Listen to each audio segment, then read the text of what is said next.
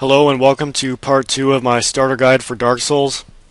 I think this video is going to be a lot better quality than the last one, and that's mainly thanks to the support of my friends. I also think that this video is going to be a lot more helpful for beginners than the last one, and that's because I'm going to be touching on some of the many systems and mechanics in Dark Souls that aren't explained that well in-game. So I'll just go ahead now and give you a rundown of what this video is going to cover. First thing I'm going to talk about is starting classes, builds versus classes, and I'm going to say starting classes don't matter that much. I'll explain that in the first part. Next thing I'm going to talk about is what the stats do, what each of the stats, also known as parameters in game, influences. Then I'm going to talk about stat requirements and required stats for weapons and other items. I'm going to talk about equipment loads and then upgrading. Okay, so let's jump right into the first part.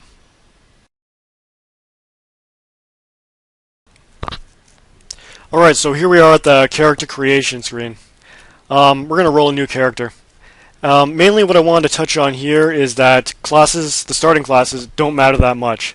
I think some people come into Dark Souls thinking that the classes work how they do in other RPGs or MMOs, where if I were to roll a warrior, I would be stuck using weapons and a shield, heavy armor, can't use magic, that sort of thing. It doesn't really work that way in Dark Souls. Dark Souls is more build-based than class-based. You make builds depending primarily on where you allocate your stat points. For example, strength builds, dexterity builds, intelligence builds. What the starting classes are I guess they're starting points for those builds. What you want to do before you roll a new character is kind of decide what kind of build you want to do. And I'll give you a hand with that by listing off a few options. Strength builds, putting a lot of points into strength, will allow you to use the heavier weapons like ultra great swords, great axes, heavier mace class items. Dexterity builds, they'll give you access to better bows, better light weapons like light swords, daggers, piercing swords like estocs and rapiers, that sort of thing. You can do a mix of strength and dexterity. I believe spear class weapons and polearms require both, and those weapons benefit from having both strength and dexterity. You can do a really tanky build where you put a lot of points into vitality, endurance, you wear heavy armor, and those kind of builds, they need to rely on elemental weapons like lightning weapons, fire weapons, maybe demon weapons too, because they don't have too many points into strength or dexterity, and so their damage is relatively lower with weapons that scale, that get more damage with those stats, strength and dexterity. I'll talk about that in one of the next parts. There's also intelligence builds, which are also known as sorcerers. They have access to stronger sorceries. There's also weapons that scale with intelligence, magic weapons, enchanted weapons. There's faith builds, also known as clerics. They can cast miracles, and they're better with holy and occult weapons. There's also pyromancy. Pyromancy is more of a roleplay than a build, in my opinion, because pyromancy doesn't really require any stat investment. Pyromancy is available to any class that you want because it doesn't require stat investment, and the only thing it takes to cast powerful pyromancies is a lot of souls, which is currency. So kind of think about what kind of build you want to do, and then once you've done that, look at the list of starting classes. If you want to do a strength build, look for one that starts with a lot of strength. The bandit would be a good option, starts with 14 strength. If you want to do a strength dexterity mix, Go with Warrior maybe, because it starts with 13 Strength, 13 Dexterity. Some of the other ones are self-explanatory. You want to make an Intelligence character, start with the Sorcerer.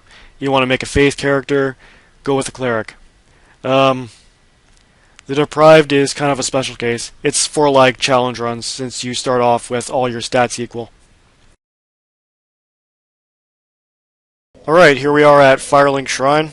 This is the character I rolled. I started him off as a Wanderer. And I think I'm going to go with a Dexterity-based build with this character.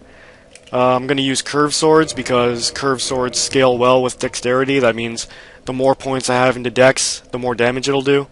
You can see on the kind of like the bottom left side of the menu, it says Param bonus.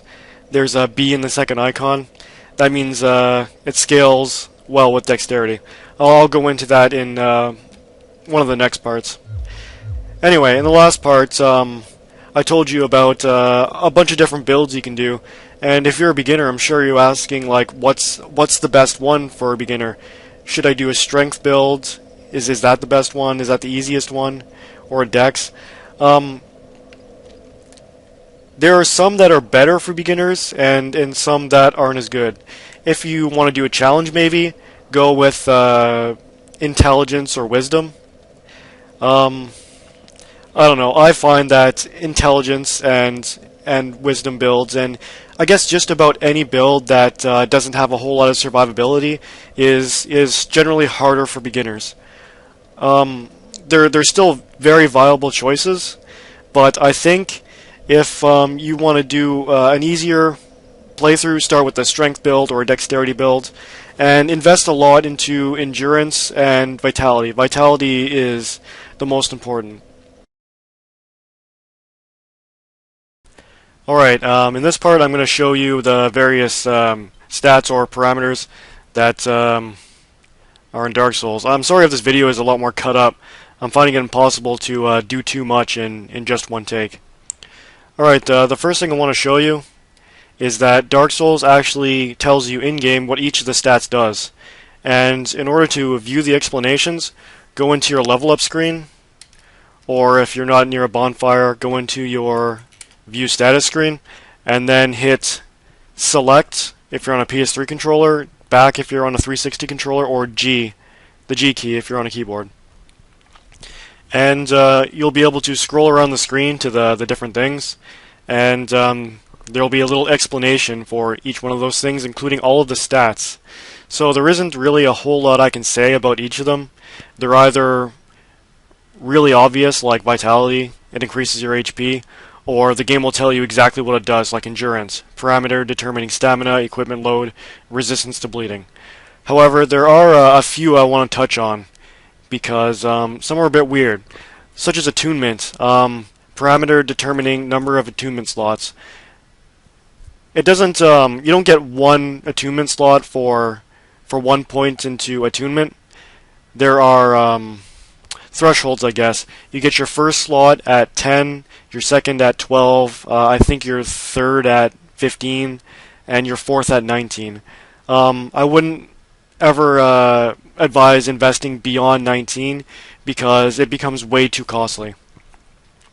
I guess I should tell you what an attunement slot is, in case you don't know. An attunement slot is a slot for a spell, like a sorcery spell, or a miracle, or a pyromancy. Alright, what else do I want to talk about? Yeah, resistance is not something you want to put points into, really at all, unless you're going for a really, really tanky, beefy, can take a lot of hits build. Because all it does is increase your defenses.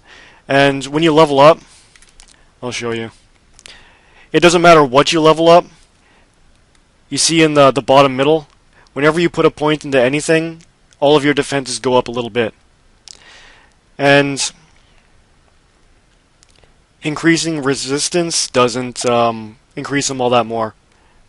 So I'd really advise against it. I'd say it's one of the more useless of the stats. So try to ignore that one. Go for vitality over it and endurance. Those stats are usually always important, like regardless of what build you do. There's also humanity. I guess that counts as a stat, but I'll go into that in a later part because it's kind of a complicated one. Okay, and now I'm going to talk a bit about stat requirements and stat scaling. If you look in the bottom middle of the screen, it says rec param. That stands for required parameters or required stats. There are 4 icons, each with numbers next to them.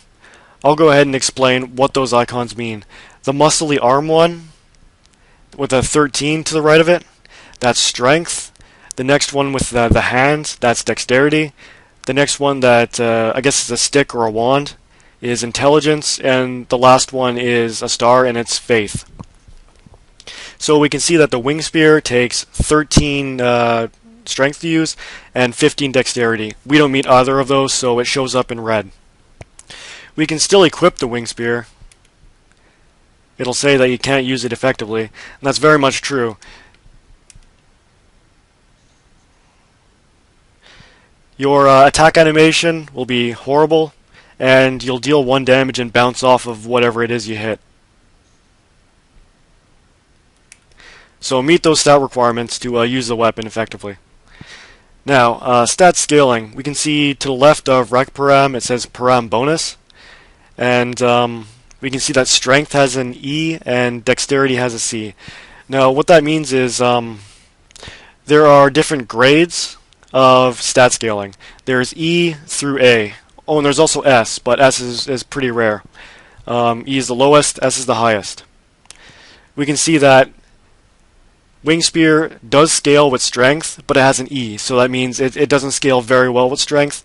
However, it has a C in dexterity, which means it has a moderate scaling with dex. C isn't bad. E kind of is. So what that means is if I were to raise my dexterity, my wing spear would deal more damage. And just how much damage you're getting from your stats is actually indicated. You see where it says physical? It'll have the base damage, which is currently in red, and it'll have a plus number at the side. And that's how much damage you're getting from your stat. In the case of the scimitar, E scaling in strength, not very good, but B scaling in dexterity, which is pretty good. I'm getting most of that plus 13 damage bonus from my dexterity. Okay, I just wanted to hop on to another one of my characters just so I can show you that there are items other than weapons that have required parameters and parameter bonus. Like, for example, this shield. If you look at rec param, it requires 10 strength and 18 faith just to use. Another example is this other shield requires 12 strength. Just 1 second. Yeah, this catalyst. By the way, a catalyst is the item that you need to wield in order to cast sorceries. Requirements in strength, dexterity, and intelligence.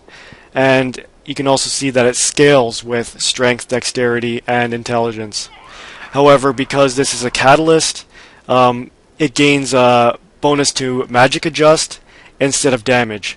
And magic adjust is how much damage your spells do. Alright, so here we are at Firelink Shrine on another one of my characters. I just like showing them off, I guess. What we're going to talk about now is equipment load. If you go to your view status screen, your equipment load is at the top, just below stamina. And what the equipment load is, oh, it says right there, total weight of equipped items, higher numbers, slow movement, exceeding max may cause sluggishness. And I'll go into detail on that. If you have 25% or below your equipment load, then you have the fastest movement. That's the fastest level of 3. And I'll go ahead and demonstrate.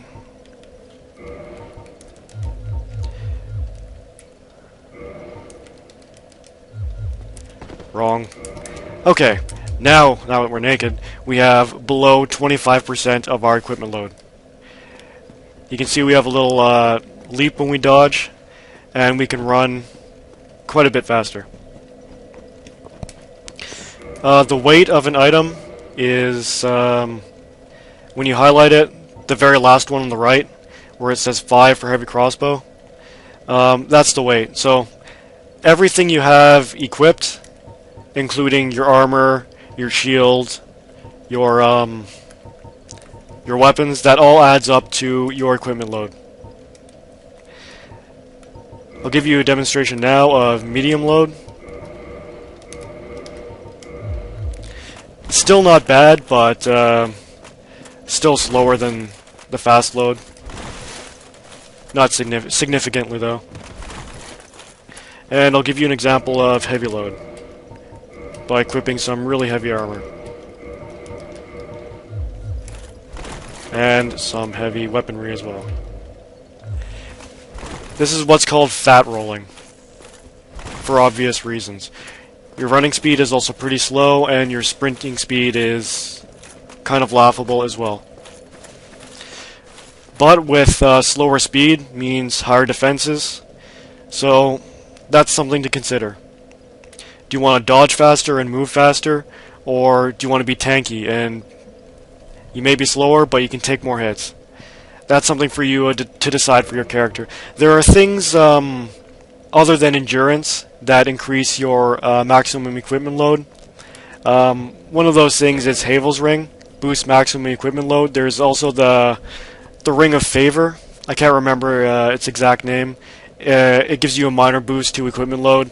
And there's also Mask of the Father, which you get from a boss later on in the game.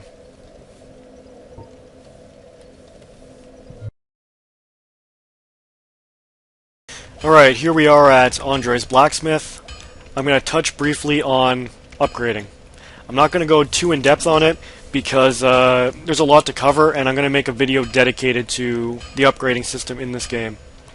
If you want to know how to get to this place, I'm going to cover that in a future video, but if you can't wait, you can look it up on one of the Dark Souls wikis. Alright, so I'll give you the gist of upgrading right now. To upgrade weapons and armor, you need shards. And for most standard weapons, that is to say the non-unique ones, they start with Titanite shards to upgrade. Let's work on this short sword. We'll bring it up to +2. That requires 1 Titanite shard. We'll bring it up to +3. You can see the damage is going up as I upgrade it. Eventually, it'll start requiring multiple Titanite shards. To bring it from +3 to +4 requires 2. And from 4 to 5, it requires 3. Eventually, if I upgrade it further, like past 5, it'll start requiring large Titanite shards. And then, if I keep going, it'll start requiring Titanite chunks, and then finally a Titanite slab. The more I upgrade a weapon, the more damage it has. You can ascend weapons once they get to +5. You can see it disappeared from my screen. And in order to ascend a weapon, you go to Modify Equipment, and then it'll have a list of possible routes for your weapon. It says Special Ember required for blacksmiths to ascend weapons. That's because I don't have any of the embers right now. You find embers scattered throughout the Dark Souls world. When you find one, bring it to a blacksmith. He'll say either, I want that ember, or bring it to someone else. If he takes it, then he'll be able to, it'll open up a new route for upgrades. For example, if I found the Holy Ember, I could bring it to Andre, and he'll take it, and I'll be able to make holy weapons after that. Now, those routes are only for weapons. It's different from armor. Armor, you just keep upgrading it until it hits +10. You might have noticed that these armors require Twinkling Titanite, and that's because they're not basic items. They're unique items. You can only bring unique items that require Twinkling Titanite to +10. So, in essence, they have less potential than basic items like this short sword. I could bring it to +15, and it'd get a lot of damage from all those upgrades, whereas I can only bring the Dark Silver Tracer to plus 10. Which might still be better than a lot of fully upgraded basic weapons, but it just doesn't have the potential. Alright, so that about wraps up the content for this video. I'm sorry if my explanations weren't all that concise or if they were a bit confusing. I'm still a bit new to this whole talking to the internet thing. In my next parts, I'm going to do, the very next video I'm going to do is how to make Dark Souls easier. The various things you can do and exploit to make the game easier. Maybe I'll throw in some ideas for challenge runs in case you want to make the game a little more challenging or difficult or interesting. Like I said earlier, I'm going to make a video about upgrading. I'm also going to make a video on how to get to key locations, like that blacksmith I was just at, for beginners who may not know where these places are. Thank you for watching. I hope this helped someone out there, and subscribe if you are interested in some more guides and some more of my content. Thanks for watching.